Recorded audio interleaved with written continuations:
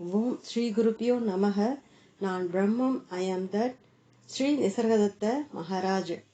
இருத்தலை பற்றிய பிரக்ஞையே பேரின்பம். கேட்பவர்: தொழிலால் நான் ஒரு மருத்துவர். அறுவை சிகிச்சையில் ஆரம்பித்து மனநல மருத்துவத்தை தொடர்ந்தேன். மனநலத்தை பற்றியும் நம்பிக்கையால் குணமாக்குதல் பற்றியும் சில புத்தகங்களையும் எழுதியுள்ளேன். ஆன்மீக நலத்தை பற்றி கற்றுக்கொள்ள தங்களிடம் வந்துள்ளேன். மகாராஜ், ஒரு நோயாளியை குணப்படுத்த நீ முயலும் போது குறிப்பிட்டவாறு எதை குணப்படுத்த முயல்கிறாய்? குணமாவது என்றால் என்ன?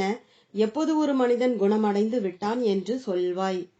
கேட்பவர்: நான் உடலை குணமாக்கவும் உடலுக்கும் மனதிற்கும் உள்ள இணைப்பை மேம்படுத்தவும் விளைவேன். மனதை சரிப்படுத்தவும் விளைவேன். மகாராஜ், மனதிற்கும் உடலுக்கும் இடையே உள்ள தொடர்பை நீ ஆராய்ந்திருக்கிறாயா? அவை எந்த புள்ளியில் இணைக்கப்பட்டுள்ளன? கேட்பவர்: உடலுக்கும் அதற்குள் வசிக்கும் விழிப்புணர்விற்கும் இடையில் மனம் உள்ளது. மகாராஜ், உடல் உணவால் ஆனதல்லவா? உணவில்லாமல் மனம் இருக்க முடியுமா? கேட்பவர்: உடல் உணவால் உருவாக்கப்பட்டு பராமரிக்கப்படுகிறது. உணவில்லாவிட்டால் வழக்கமாக மனம் வலிமையற்றுவிடும். ஆனால் மனம் வெறுமனே உணவு மட்டுமல்ல, உடலில் மனதை உருவாக்குகிற ஒரு மாற்றக்கூடிய காரணி உள்ளது. அந்த மாற்றக்கூடிய காரணி என்ன? மகாராஜ், எப்படி விறகு தீயை உருவாக்கினாலும் தீ விறகில்லையோ அதுபோல உடல் மனதை உருவாக்கினாலும் மனம் உடல் அல்ல. ஆனால் யாருக்கு மனம் தோன்றுகிறது?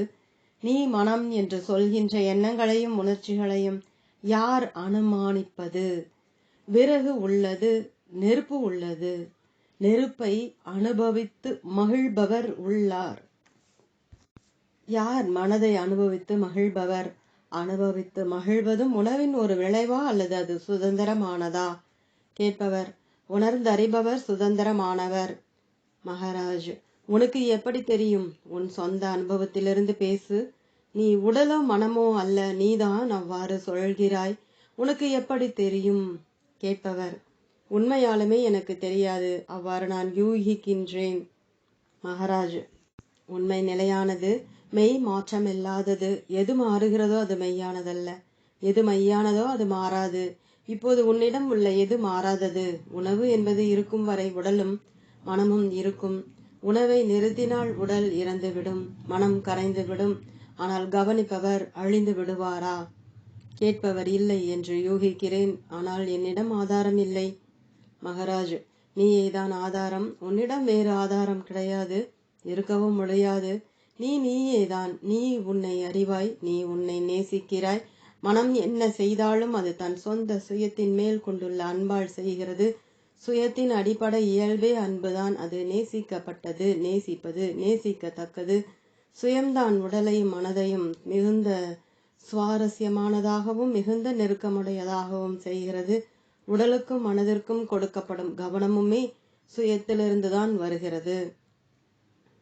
கேட்பவர்: சுயம் உடலோ மனமோ அல்ல என்றால் அது உடலும் மனமும் இல்லாமல் இருக்க முடியுமா? மகாராஜ், ஆமாம், இருக்க முடியும்.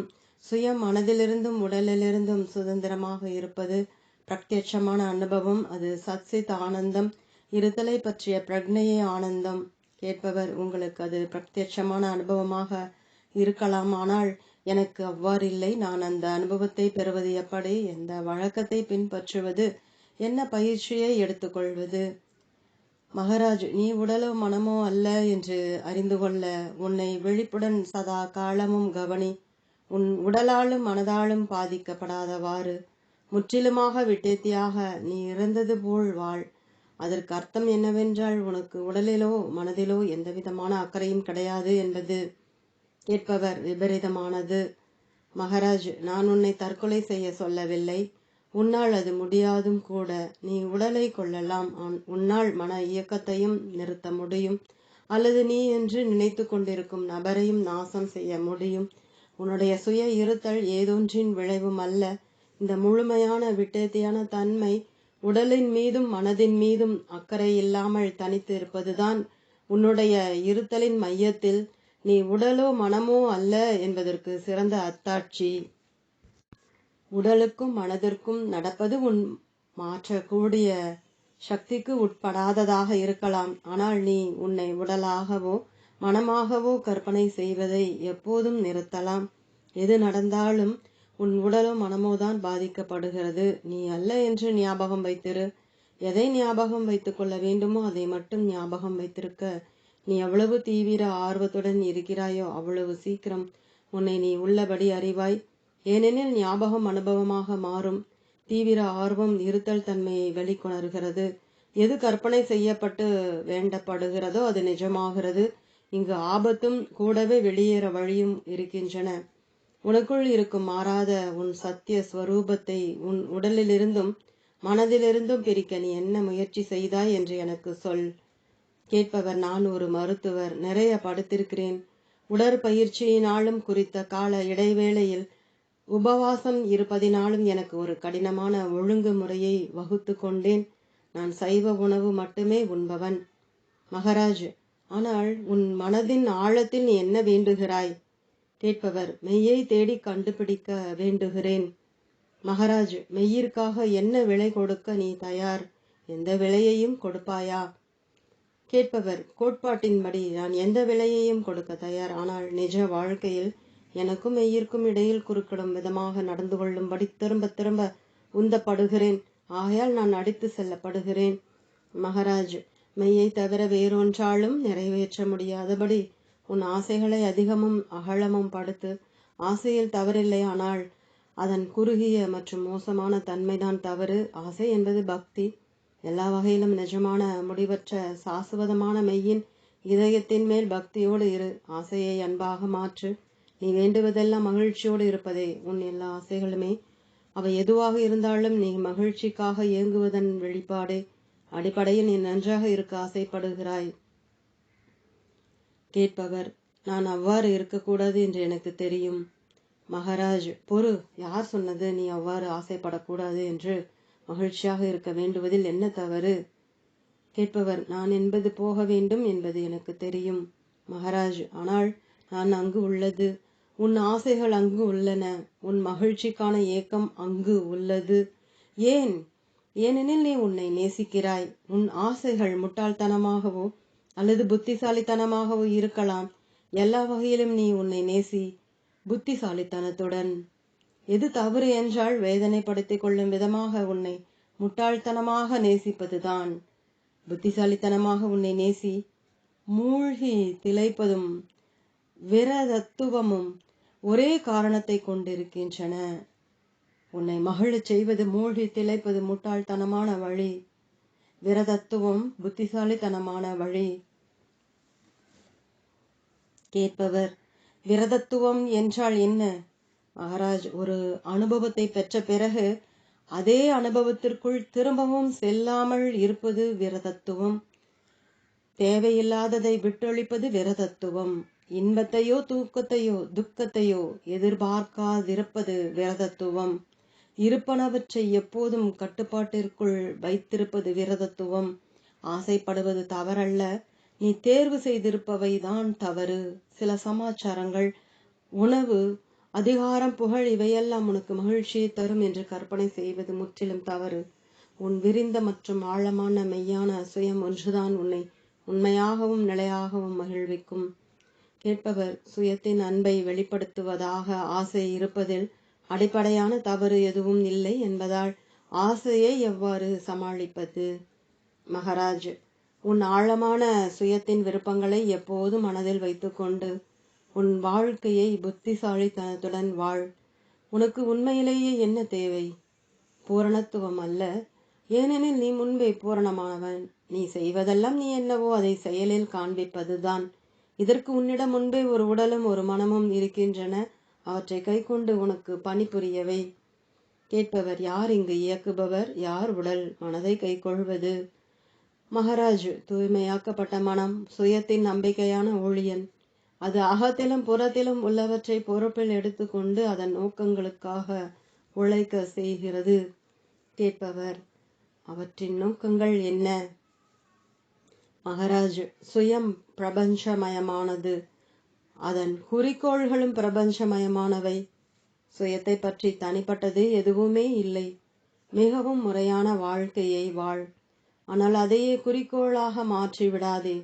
ஒரு மாபெரும் சாகசத்திற்கு அது ஆரம்ப புள்ளியாக இருக்க வேண்டும்.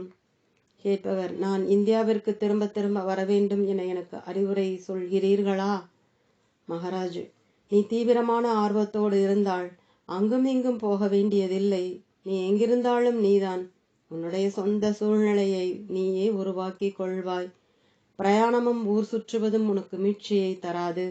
நீ உடல் அல்ல, உடலை ஊர் ஊராக இழுத்து கொண்டு செல்வதால் உனக்கு லாபம் எதுவும் இல்லை. விழித்திருத்தல், கனவு, தூக்கம் ஆகிய உலகங்களிலும் சுற்றித் திரிய உன் மனதிற்கு சுதந்திரம் உள்ளது. அதை முழுமையாக உபயோகப்படுத்திக் கொள். கேட்பவர், நான் சுதந்திரமானவன் என்றால் நான் ஏன் ஒரு உடலில் இருக்க வேண்டும்? மகாராஜ், நீ உடலில் இல்லை, உடல்தான் உன்னில் இருக்கிறது. மனம் உன்னில் இருக்கிறது. அவை உனக்கு ஏற்படுகின்றன. அவற்றை நீ சுவாரஸ்யமானவையாக நினைப்பதால் அவை அங்கு உள்ளன. உன் அடிப்படை இயல்பு அனுபவித்து மகிழ்வதற்கு அளவில்லாத வல்லமையை கொண்டுள்ளது. அதில் ஆர்வமும் பிரியமும் நிறைந்துள்ளது. அதன் விழிப்புணர்வின் மையத்திற்குள் வரும் அனைத்தின் மீதும் அது அதன் சைத்தன்யத்தை பொழிகிறது. எதுவுமே விளக்கல்ல. அதற்கு தீயதோ அழகற்றதோ தெரியாது. அது நம்பிக்கையுடன் இருக்கிறது. அது நம்புகிறது. அது நேசிக்கிறது. உங்களுடைய சொந்த உண்மையான சுயத்தை அறியாததால் நீங்கள் எவ்வளவு இழக்கிறீர்கள் என்று உங்களுக்கு தெரியாது. நீ உடலோ மனமோ அல்ல. நீ எரிபொருளும் அல்ல, நெருப்பும் அல்ல.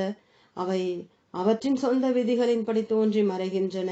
நீ என்னவோ அதை உன் மெய்யான சுயத்தை நேசிக்கிறாய். நீ எதை செய்தாலும் அதை உன் சொந்த சந்தோஷத்திற்காக செய்கிறாய். அதை கண்டுபிடிப்பது, அதை அறிவது, அதை அன்புக்குரியதாக கருதுவது உன் அடிப்படை உந்துதல். காலாகாலமாக நீ உன்னை நேசித்துக் கொண்டிருக்கிறாய். ஆனால் முட்டாள்தனமாக உன் உடலையும் மனதையும் சுயத்திற்கு பணிவிடை செய்ய புத்திசாலித்தனமாக உபயோகி. அவ்வளவுதான். உன் சொந்த சுயத்திற்கு உண்மையாக இரு. உன் சுயத்தை தீர்க்கமாக நேசி. உன்னை நேசிப்பது எப்படி உண்மை இல்லையோ அப்படி மற்றவர்களை நேசிப்பதாக பாசாங்கு செய்யாதே. அவர்களை உன்னோடு ஒன்றாக அறிந்தால் ஒழிய உன்னால் அவர்களை நேசிக்க முடியாது. நீ என்னவாக இல்லையோ அவ்வாறு இருப்பதாக நடிக்காதே. நீ என்னவாக அவ்வாறு இருக்க மறுக்காதே. மற்றவர்களின் மேல் நீ கொண்டுள்ள அன்பு சுய அறிவின் பலனை ஒழிய அதன் காரணம் அல்ல. ஆத்ம ஞானம் அடையாவிட்டால் எந்த சிறப்பும் அசலானது அல்ல. சந்தேகம் இல்லாமல் இருப்பன எல்லாவற்றிலும் ஒரே உயிர்தான் ஓடுகிறது என்றும் நீதான் அந்த உயிர் என்றும் அறியும் போது நீ எல்லாவற்றையும் இயல்பாகவும் தன்னிச்சையாகவும் நேசிப்பாய். உன்மேல் நீ கொண்டுள்ள அன்பின் ஆழத்தையும் முழுமையையும் நீ அறிந்து உணரும் போது ஒவ்வொரு வாழும் உயிரினமும் முழு பிரபஞ்சமும் உன் நேசத்தில் அடங்கியவை என்று நீ அறிவாய். ஆனால் எதையாவது உன்னிலிருந்து தனிப்பட்டதாக நீ நினைத்தால் உன்னால் அதை நேசிக்க முடியாது.